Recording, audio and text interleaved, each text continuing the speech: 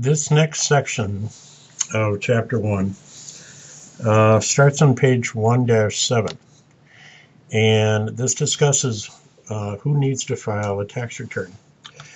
All right, when you get a client in your office, the main question is whether or not they have to indeed even file the return.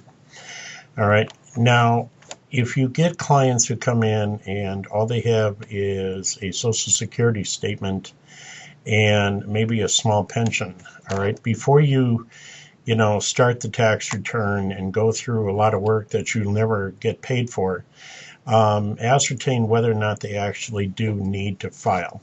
And you can, if you don't know the amounts off the top of your head, and most people don't, all right, go to page 1-8 and determine using figure 1.1 on whether or not the person needs to file a return, okay? Because there's no sense wasting their time or your time, all right, if they don't need to file, all right? Most people that live just on Social Security alone do not need to file a tax return, all right? And if they will never probably file a tax return again.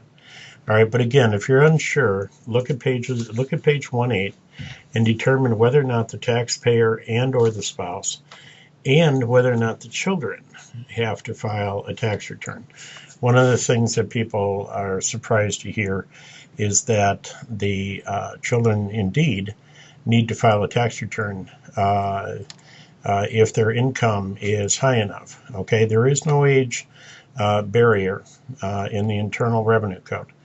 Okay, you could be 3 years old and file a return. You could be 92 years old and file a return. I know because I have filed returns for both of those ages.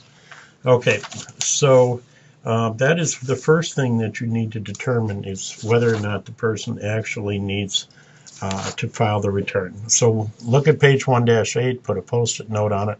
It will be on the quiz, and it will be on the test.